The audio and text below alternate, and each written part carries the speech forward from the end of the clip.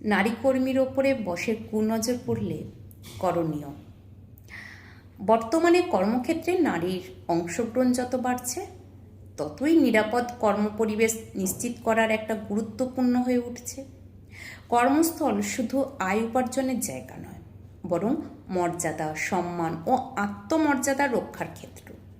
কিন্তু অনেক সময় নারী কর্মীরা ঊর্ধ্বতন কর্মকর্তার কুনজর, অনৈতিক আচরণ কিংবা মানসিক হয়রানির শিকার হন। আন্তর্জাতিক শ্রম সংস্থার গবেষণায় দেখা যায়, কর্মক্ষেত্রে নারীদের উল্লেখযোগ্য অংশ জীবনের কোনো না কোনো সময়ে যৌন হয়রানির মুখোমুখি হন। এই পরিস্থিতি শুধু ব্যক্তিগত নয়, বরং সামাজিক ও প্রাতিষ্ঠানিক সমস্যার প্রতিফলন। তাই সচেতনতা ও সঠিক পদক্ষেপ নেওয়া অত্যন্ত জরুরি। প্রথমত, নারী কর্মীকে বুঝতে হবে যে কোনো অনৈতিক আচরণ সহ্য করা বাধ্যতামূলক নয়। স্পষ্টভাবে না বলা এবং আচরণটা অগ্রহণযোগ্য বলে জানানো গুরুত্বপূর্ণ একটা মানসিক প্রতিরোধ। গবেষণায় দেখা গেছে, আত্মবিশ্বাসী প্রতিক্রিয়া অনেক ক্ষেত্রে হয়রানকারীকে নিরুৎসাহিত করে। দ্বিতীয়ত, ঘটনার সময় স্থান ও কথোপকথনের তথ্য লিখিতভাবে সংরক্ষণ করা উচিত, যা ভবিষ্যতে প্রমাণ হিসেবে কাজে আসে।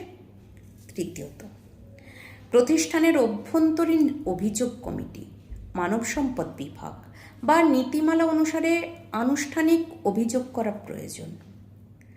অনেক দেশে কর্মক্ষেত্রে যৌন হয়রানি প্রতিরোধে নির্দেশিকা ও আইন বিদ্যমান, যা নারী কর্মীদের আইনি সুরক্ষা প্রদান করে। চতুর্থ, একা না থেকে বিশ্বস্ত সহকর্মী বা পরিবারের সঙ্গে বিষয়টা শেয়ার করা মানসিক শক্তি বাড়ায়। মনোবিজ্ঞানীদের মতে নীরবতা হয়রানকারীর শক্তি বাড়ায় এবং ভুক্তভোগীর মানসিক চাপ বৃদ্ধি করে।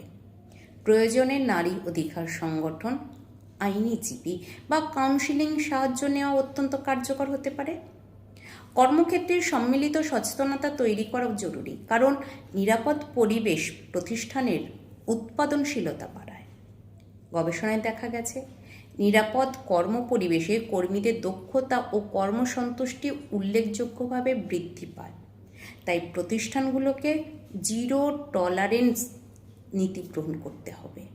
নারী কর্মীর সম্মান রক্ষা করা শুধু ব্যক্তিগত লড়াই নয়, এটা মানবিক ও পেশাগত অধিকার রক্ষার আন্দোলন।